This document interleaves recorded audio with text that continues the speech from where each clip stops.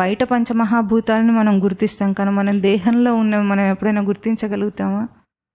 అంటే బయట నీరు ఉన్నట్టు మన దేహంలో నీరు లేదు, అంటే యాజ్ ఇట్ ఈస్గా చూడాలి అనుకున్నట్లుగా లేదు. కానీ body is made up of 70% of water.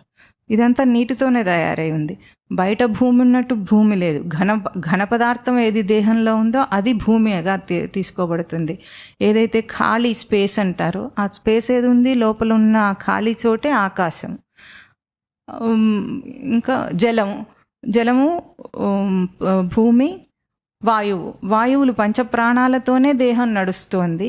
ఇట్లా అన్ని పంచమహాభూతాలతోనే అగ్ని, ఉష్ణత లేకుండా దేహం ఉండదు. బయట ఉన్న రూపంలో లోపల లేదు, ఈ రూపం వేరుగా ఉంది. వీటికంటే ఇంకా ఇంద్రియ గ్రహింపులో ఇంకా వేరుగా ఉంది. ఎట్లా మననం చేసాం మనం? ఆకాశమునకు శబ్దగుణం ఉంది. ఆకాశం ఎక్కడి నుండి వచ్చింది? ఆత్మ నుండి వచ్చింది. ఆత్మ నుండి వచ్చిందంటే పేరెంటల్ క్యారెక్టరిస్టిక్స్ ఎట్లాగైతే వస్తాయో బీజంలో ఉన్నదే మొక్కలో ఉంటుంది. దానికి పోయినసారి మీరేమన్నారు? కాకర విత్తనం వేస్తే పొట్ల తీగ రాదు. గట్టిగా నవ్వారు ఎవరో. అంటే అంత నవ్వొచ్చే అంత హాస్యాస్పదం అది, మనం ఒప్పుకోము.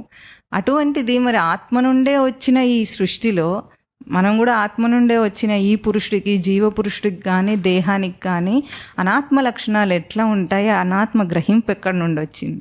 ఇది చాలా $1 మిలియన్ క్వశ్చన్ అంటారు. అంటే అసంభవమైనది మనం సంభవం చేసి బ్రతుకుతున్నాం.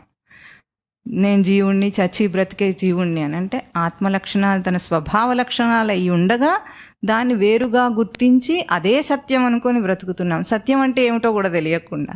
ఇది చాలా ఆశ్చర్యకరమైన విషయం.